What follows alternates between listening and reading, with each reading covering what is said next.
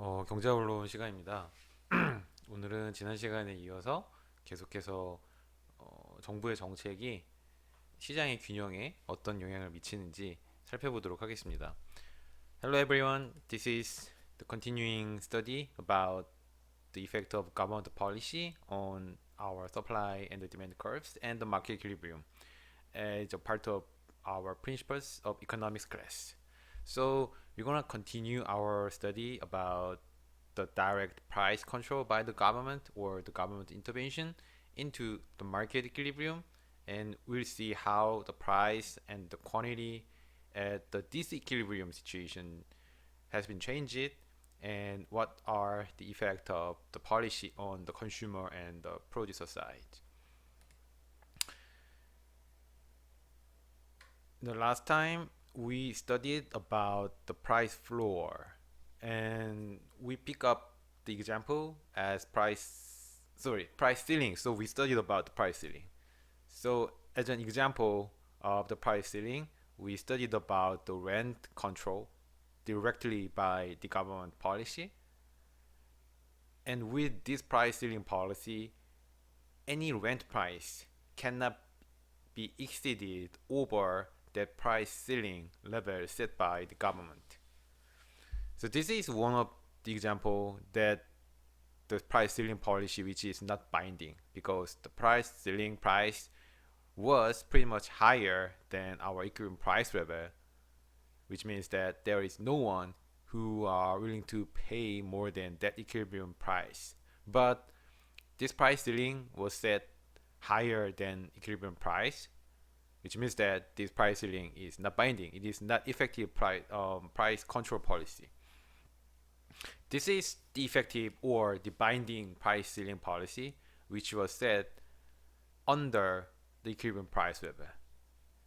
With this price ceiling policy, there is no more possibility to trade this rented house at our original equilibrium price level, which was $800.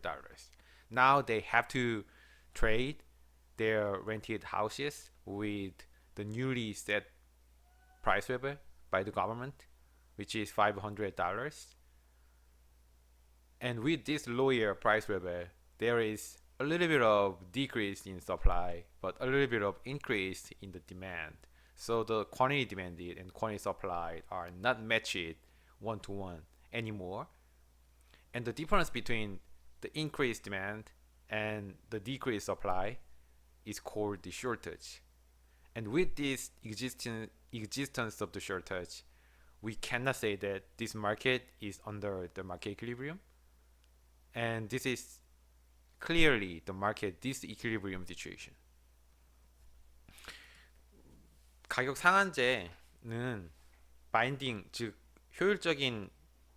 효율적이라기보다는 영향력을 미치는 가격 상한제, 그리고 영향력을 미치지 못하는 가격 상한제, 이렇게 크게 두 가지로 나눌 수가 있어요. 지금 우리가 보는 이 그림은 영향력이 있는 가격 상한제의 예입니다. 즉 균형 가격 800달러보다 낮은 수준에서 가격 상한제가 설정이 되어야지 더 이상 사람들은 균형 가격인 800달러까지 올라가지 못해요. 500달러 수준에서 가격이 낮기 때문에 공급은 줄어들고요. 이 낮은 가격에서 사람들은 똑같은 질의 똑같은 퀄리티의 재화를 소비할 수 있다는 생각에 수요는 늘어나게 됩니다. 하지만 500달러라는 가격이 정부에 의해서 정해져 있으니 이것보다 높은 가격으로는 거래를 할 수가 없으니까 공급 부족 현상, 쇼티지 현상이 발생하게 되고요. 약 150채의 임대 주택이 거래가 되지 못하고 수요만 덩그라니 남아있는, 공급은 없고, 즉 공급 부족 현상이죠. 이만큼 남아있기 때문에 이 시장은 더 이상 우리가 균형이다라고 이야기할 수는 없습니다. 많은 경제학자들이 이 가격 상한제의 부작용에 대해서 이야기를 했고요. 우리는 그것에 대해서까지 살펴봤습니다. And this is our second example, market for unskilled labor. The definition of skilled or unskilled labor is really important in modern economic theory. You can simply exemplify one of unskilled labor by the worker, the part timer at the convenience store or CVS. If you work there as a part timer, then you don't need to be educated or trained for more than 6 months or a year. You can simply be trained by the manager for an hour or just a day. Then you can just start working there without any mistake if you are the right guy to be there. So usually the wages for unskilled labor is pretty much lower than the skilled labor in the labor market. And if this low wage level is too low, then it's gonna be a dangerous social problem for that unskilled labor if the amount of people which are under that the minimum social welfare level with the lower wage level, and it's gonna be the big social problem. With this regard, the government is already thinking about improving those unskilled labor by setting up the minimum wage level. And this is one of the example of our price floor direct price control government policy.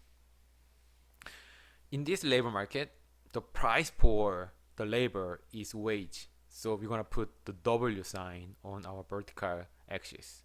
And the quantity of these goods or services in this market is the number of people who are willing to work and actually got offer from any manager or employer side. So we put L as the symbol for labor, as the quantity of unskilled labor. Without any government policy, the supply, the worker, and the demand, the employer will meet at a certain level of price in our example, which is the $6. And with this equilibrium price level, the 500 guys are hired by the employer with this wage. So we can think of this $6 as the wage per hour. How about the $6 per hour when you work for the convenience store? You may think this is too low because this is just price for 1 cup of coffee or just 1 cup of beer. And if you work an hour for a cup of coffee, then you can think this is too harsh for your life. Therefore, you need a little bit more wage to maintain your minimum level of quality in your life. 우리가 살펴볼 시장은 비숙련 노동자들의 노동시장입니다. 노동시장은 여러 가지 시장 형태 중에 하나고 굉장히 중요하게 취급받는 시장 중에 하나예요. 그래서 우리가 특별히 가격과 거래량에 다른 시장과는 다른 심볼을 붙였습니다. 웨이지에 W를 따서 W가 가격, 즉 수직 선상에 들어가요. 즉 이것은 노동자 1인에 대한 노동자가 제공하는 노동력에 대한 가격 태그입니다. 여기서 거래되는 거래량은 노동자가 제공하는 노동 시간 혹은 노동자 명수가 되겠죠. 그래서 레이버에 L을 써서 L이 바로 quantity 사이드에 들어갑니다. 이 예에서는 시장의 균형 가격이 $6예요. 즉 시간당 임금이라고 생각하면 되겠죠. 시간당 $6의 임금을 받고 일을 하겠다고 고용자와 노동계약서에 사인을 한 사람이 총 500명 있습니다. 아무런 정부 정책이 개입되지 않는다면요. 그래서 균형 가격은 $6, 균형 거래량 혹은 취업에 성공한 사람들, 취업에 성공한 비숙련 노동자들은 500명이라는 얘기죠. 근데 여러분들은 이 $6가 우리나라 돈으로 한 7,000원 정도 되는데요. 너무 낮다고 생각할 수 있습니다. 즉 이거 갖고 살란 소리야? 이 험한 세상에? 라고 생각할 수 있겠죠. 나는 조금 더 받아야지 최소한의 인간다운 삶을 유지할 수 있을 것 같아. 라고 생각할 수 있습니다. 그리고 아마도 정부도 그렇게 생각할 수 있을 거예요. 그래서 정부가 비숙련 노동자들의 삶의 질을 조금 더 증대시키기 위해서 소위 말하는 최저임금 정책, 가격은 더 이상 이 아래로는 내려가면 안 된다라는 정책을 실행할 수 있습니다. So this is one of example that in which this price floor policy is not binding because price floor is the price set by the government in which any trade in this market or any barter trade in this market cannot go under this price level. However, in our first example, the price level is $5, which is lower than $6. That is our equilibrium price level. It means there is no one who gonna be get paid $5 by providing an hour of their labor unit because they can receive $6 already. So there is no one who gonna be willing to work for $5. That's the reason why this $5 price floor is not binding policy. 이미 균형 가격 6달러를 받고 시간당 일을 할 수 있는 노동자들이 5달러라는 최저임금에 적용을 받을까요? 아마도 받지 않을 겁니다. 왜냐하면 이들은 이미 6달러를 받고 일을 할 수 있다는 것을 알고 있기 때문에 굳이 5달러를 받고 일을 할 이유가 전혀 없는 거예요. 때문에 이 정책은 사실상 시장에 영향력을 주지 못하는 정책이 됩니다. 있으나 마나한 정책인 거죠. But if our price floor was set by $7.25 by the government, then this policy is binding. Which means that now the labor or the unskilled labor should get paid for more than $7. $6 of our equilibrium price is not working anymore for both sides of employer and employee. As a result, there is no equilibrium price anymore. $6 does not work anymore, and 500 laborers who were originally hired is not existing anymore. What happened to this economy with this binding price floor? With higher minimum wage level, now you are willing to work more. You are willing to provide more labor units because you know you can get paid more, from $6 to $7.25 per hour. As a result, the supply of labor will be increased because they know, the laborers know they can get paid more. But the demand side or the employer side, it is bad news for employer because they now have to pay the same quality of labor provided by the labor supply side with the higher price level or higher wage per hour. As a result, the demand side will be decreased with the higher wage from 500 at the equilibrium price level to the 400 with the higher minimum wage level. The final result of binding price floor in this labor market is that there is decrease in demand to 400 but increase in the supply from 500 to 550. And there is a difference between the supply and demand at this new price level, which was 150 units. They are now seeking for a job, but they cannot be hired at this price level. How can we interpret this labor surplus? This surplus means unemployment. as a result of minimum wage, which is binding, there is a positive number of unemployed workers. That's the side effect of this binding price floor. In recent research by The Economist, a 10% increase in the minimum wage can potentially raise a teenager unemployment by 1 to 3%.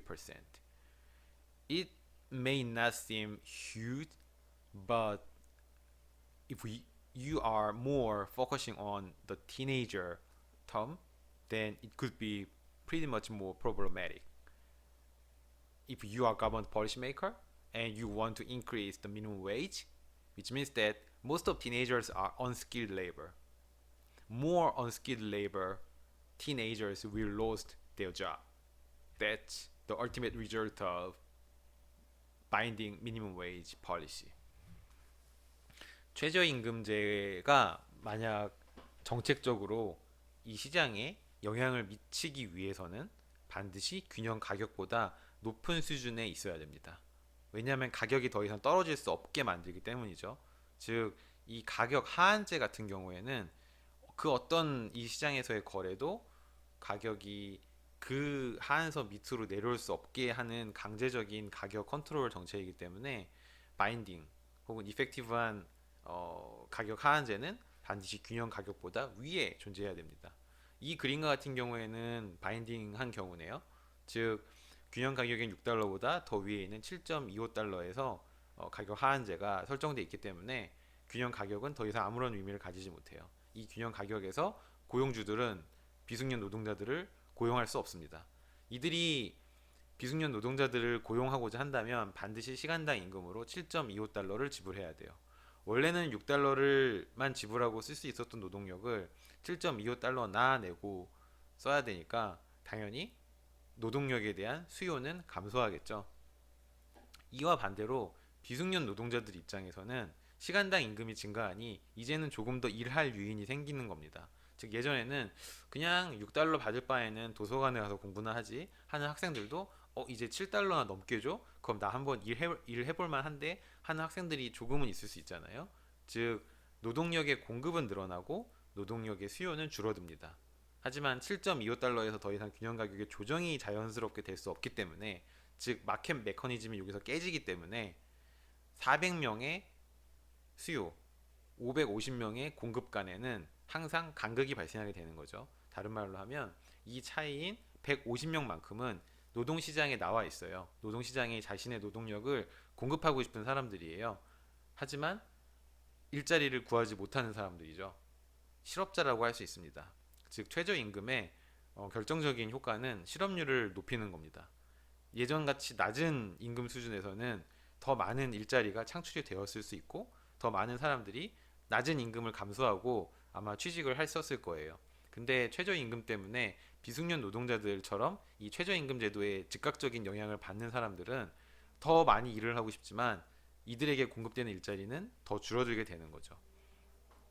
최근 연구 결과에 따르면 최저임금이 10% 올라갈 때 10대 비숙련 노동자들의 실업률은 1에서 3% 정도 올라간다고 합니다. 국가마다 차이가 있겠지만은 어쨌든 이 둘 사이에는 확실한 반비례 관계가 있다는 게 이제 경제학적으로 어느 정도 실증적으로 입증이 되고 있는 것 같습니다. 최근에 현 정부가 정책을 추진함에 있어서 최저임금을 굉장히 빠른 속도로 올린 적이 있었어요. 한 2년 전쯤이죠. 이 정권 초기 일입니다.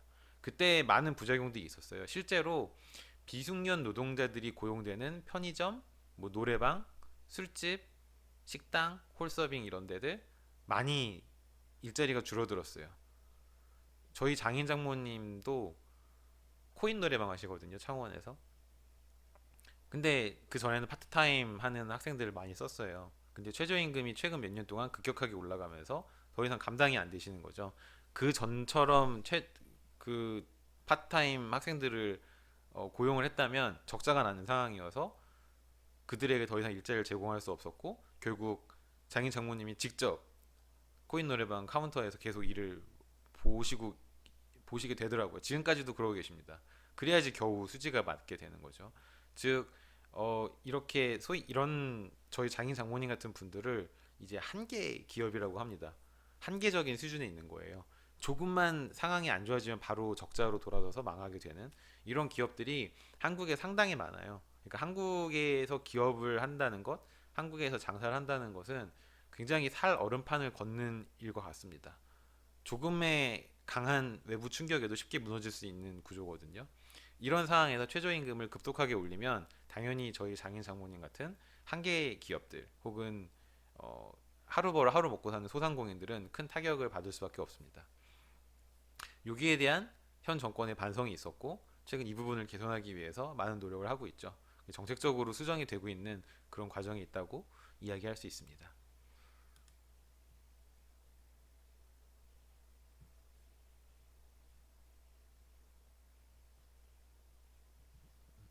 가격 하한 정책의 결론은 초과 공급이 발생한다는 거, 그리고 대부분의 가격 하한 정책은 소위 말하는 사회적인 약자들을 보호하기 위한 측면이 강한데 역설적으로 더 많은 사회적 약자들이 직장을 이룰 수 있다는 거, 예를 들어 최저임금제 같은 경우에는 그런 것들이 일종의 부작용으로 이야기될 수 있을 것 같습니다. So this is one of the survey um, onto the Economist, and this survey asked if the federal minimum wage is raised gradually to $15 per hour by 2020, then is it possible that the employment rate for the low wage US workers will be substantially lower than it would be under the status quo, which means that if there is no change. Interestingly, so this is the story about the United States case. According to this survey, it seems like the minimum wage right now is under $15 per hour. I think I'm not sure, but I think it is more than $10, but less than $15. So between those two range. Anyway, the result of the survey was just split down, maybe split in the middle. 34% of the economists agree with the idea, but 29% of the economists disagree with there. And surprisingly, the 37% of the economists were not sure about that. And this result shows the effect of minimum wage is really complicated, even to the professional economist.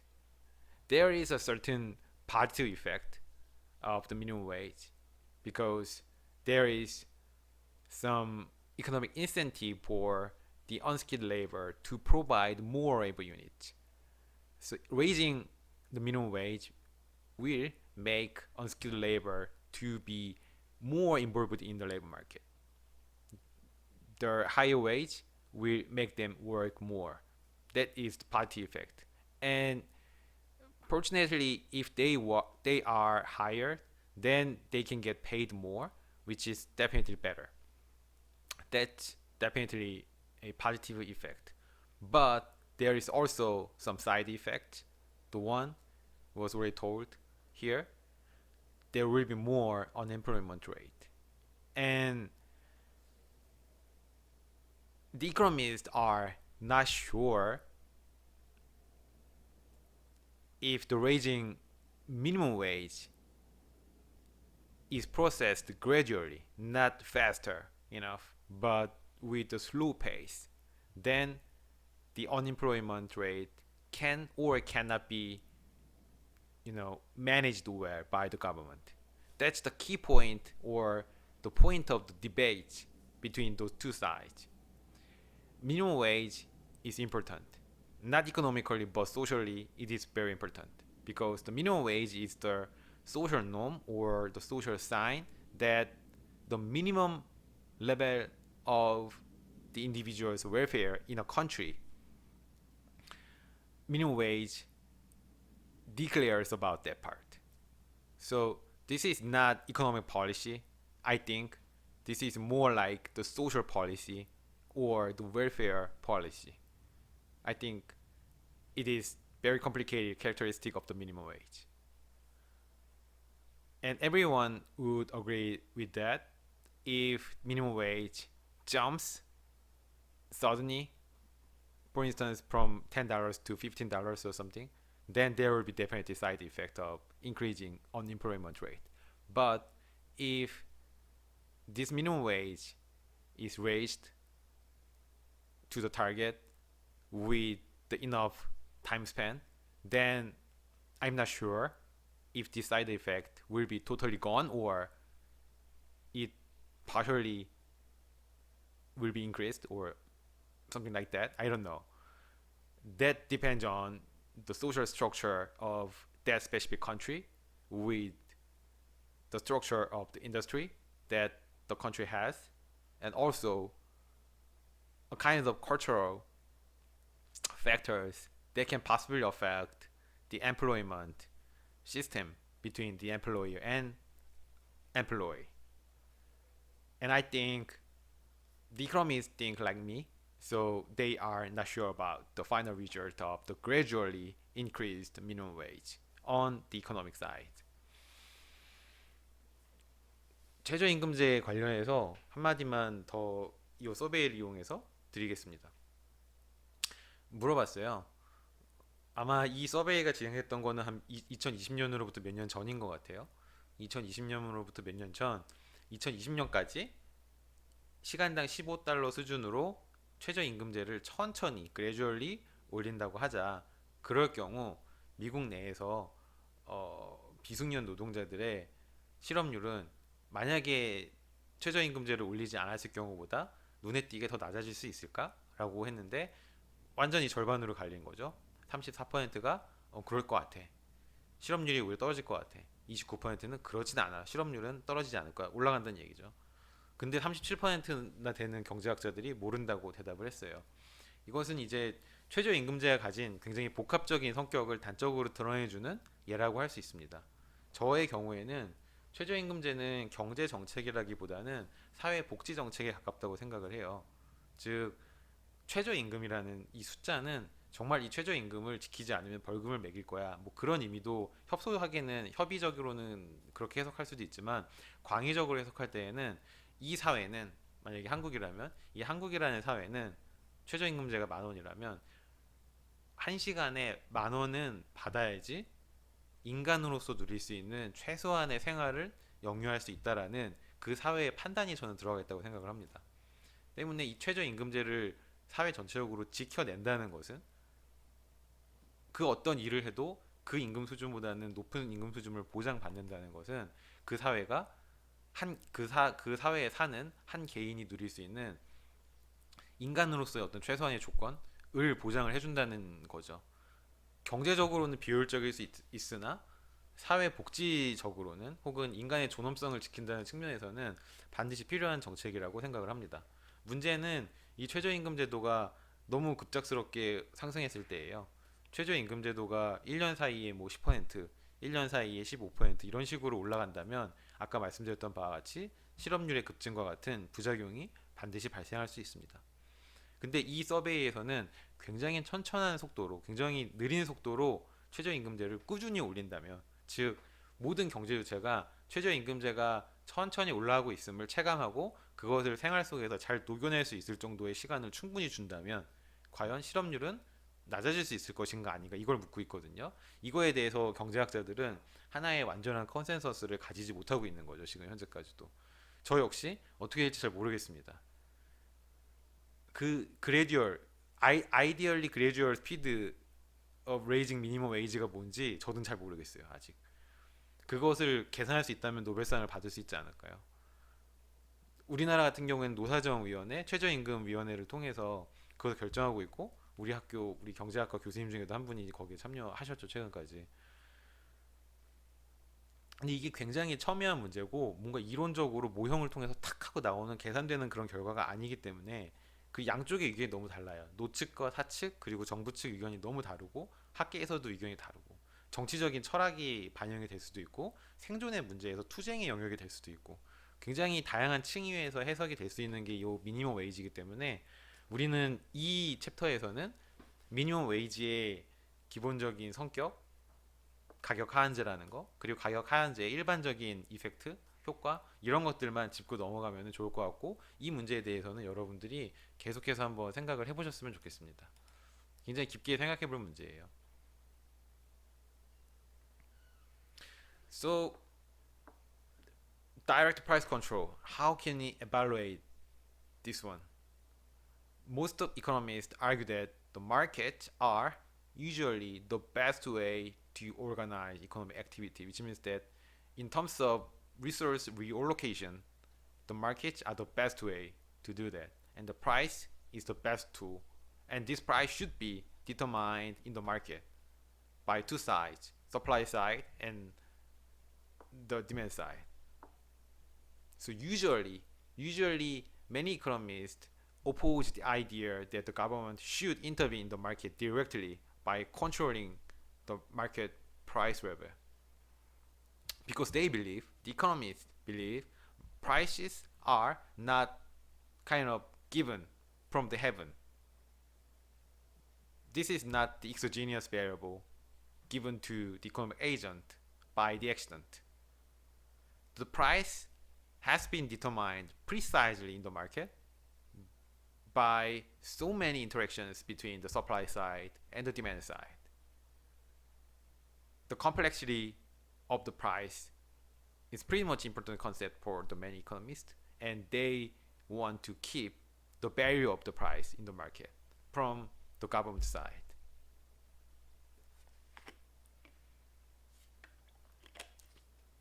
Price is really good sign to the both sides of the economy, the supply side and the demand side, to change their activity, to affect their decision making most effectively.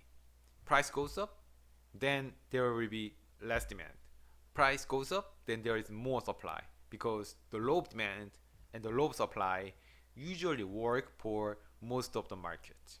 And the economists want to keep these two laws working by themselves with the market price level. That's the defense point of the economist opposing to the direct price control by the government. But the government can sometimes, occasionally, improve the market outcomes if there is the market failure. We call it the market failure, and we'll study about later chapter. The government can decide the automatic market outcome is not efficient in terms of the social welfare or the entire welfare in the economy. If the benefit of the market outcome is just one-sided, for instance, the price is too low, then the demand side is happy, but the supply side should not be happy. If the price is too high, then the supply side will be really happy, but the demand side should be sad.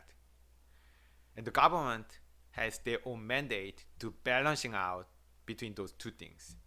So they have some political incentive to intervene in the market to balance out the price level between the supply side and the demand side. For instance, they need to protect the poor people.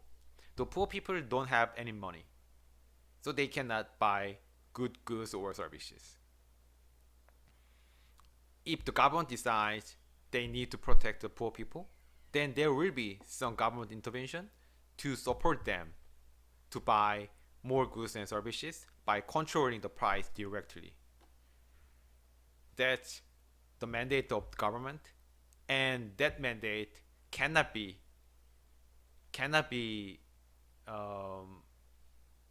directly inserted in the market without the government activity, because supply side and demand side and the market does not care about the poor people.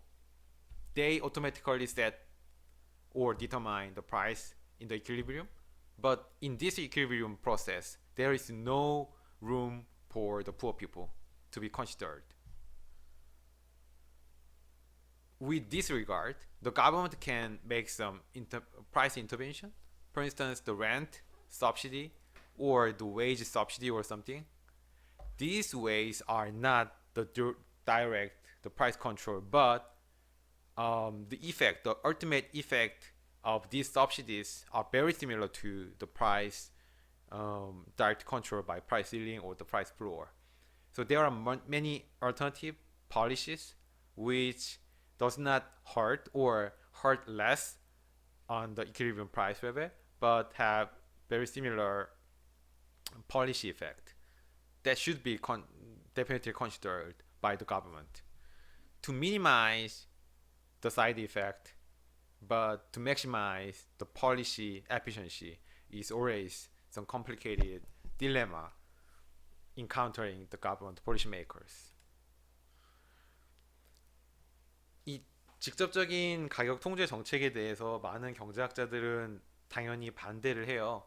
왜냐하면 가격이라는 것은 시장에서 공급 측면과 수요 측면에 의해서 자율적으로 결정이 되는 것이고, 이렇게 자율적으로 결정된 가격은 공급자와 수요자에게 시그널을 주는데, 이 시그널은 굉장히 효율적이고도 에피션트한 시그널이라는 거죠. 그래서 이것에 대해서 간섭하는 모든 행위를 경제학자들이 싫어합니다.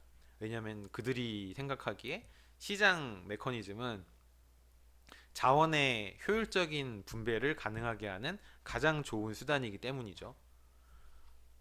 하지만 어떤 시장의 경우에는 시장 실패 현상이 발생을 할 수도 있고요. 우린 시장 실패에 대해서 다음 챕터 혹은 다다음 챕터에서 본격적으로 살펴볼 텐데, 시장이 실패할 수도 있고, 더 나아가서 이 시장의 균형이 비록 완전히 에피션트하다고 하더라도 이 효율성은 형평성을 담보하지는 않는다는 거죠.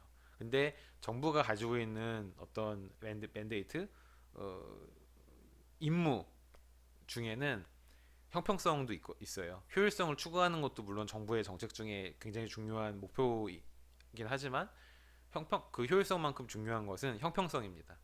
근데 이 형평성은 우리가 지금 배우고 있는 자본주의 이 경제 체제에서는 쉽게 무시되기 일쑤죠. 즉 수요자와 공급자가 만나서 결정되는 시장의 가격은 약자에 대한 배려는 전혀 들어가 있지 않아요. 하지만 정부는 약자에 대해서 배려해야 되는 임무를 가지고 있습니다. 이 임무를 달성하기 위해서 불가피하게 시장에 개입해야 될 필요성이 있고, 그럴 경우 앞서 봤던 렌트 컨트롤이나 미니멈 웨이지처럼 직접적으로 가격을 통제하는 정책도 가능하다고 정부는 주장할 수 있는 거죠. 여기에 대해서 경제학자들은 반대하진 않아요. 왜냐하면 그들도 시장의 한계를 잘 알고 있기 때문에. 하지만 경제학자들은 이렇게 주장을 합니다. 직접적인 가격 통제와 비슷한 효과를 내면서도 시장을 왜곡을 덜 시키는, 즉 시장 왜곡 효과가 조금 덜한 다른 정책들도 있어. 그걸 써보는 건 어때? 라는 건데, 그것은 바로 보조금 정책이에요. 즉 렌트 가격을 직접적으로, 월세 가격을 직접적으로 통제하는 것보다 월세를 구하고자 하는 세입자한테 지원금을 지급하는 겁니다. 그러면 실질적으로 세입자는 조금 자기 돈을 덜 들이고 월세를 살 수 있는 똑같은 효과를 내면서도 렌트 프라이스는 건들지 않는 거니까 시장 왜곡 효과도 존재하지 않잖아요. 웨이지 서비스도 마찬가지예요. 즉 정부의 임금 보조 정책은, 만약에 이 회사가 한 명을 고용했어요. 그러면 정부에서 임금의 일부분을 지원을 해주는 겁니다. 실제로 많은 중소기업들이 이 혜택을 보고 있습니다. 이것은 직접적인 최저임금제보다 시장의 왜곡을 줄이고 기업들로 하여금 고용을 줄이는 효과를 최소화시키는 한편, 실제 고용되는 피고용인들에게는 최저임금제와 비슷한 효과를 줄 수 있는 효과를 주는 좋은 정책입니다. 즉 보조금 정책은 직접적인 가격 통제 정책들보다 시장 왜곡 효과는 줄이지만 그 정책적인 효과는 비슷하게 가져갈 수 있는 굉장히 좋은 정책이에요.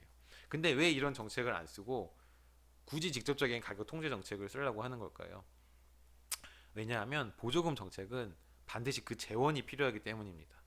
즉 반드시 세금을 거두어야 돼요. 세금을 거두어서 그 세금으로 보조금을 줘야지, 정부는 직접적으로 장사를 하는 곳이 아니기 때문에 돈을 만들어낼 수가 없잖아요. 때문에 세금을 거두어 들여야 된다는 부차적인 문제가 반드시 따라오게 됩니다. 그래서 다음 시간부터는 이 세금 문제에 대해서 조금 더 이야기를 나누어 보도록 하겠습니다. Subsidies are definitely better policy than the direct price control in terms of um, the market side effect. The subsidy effect, the subsidy policy has less the market disequilibrium effect than the direct price control. But the subsidy problem is the government definitely needs to collect tax, because the government cannot make their profit by their own. They need to collect tax and spend that tax income or tax revenue to make any subsidy for the poor people. And the problem of taxation is a little bit more complicated than these direct price controls. That's the reason why we will study about the taxation problem in the next class. Okay?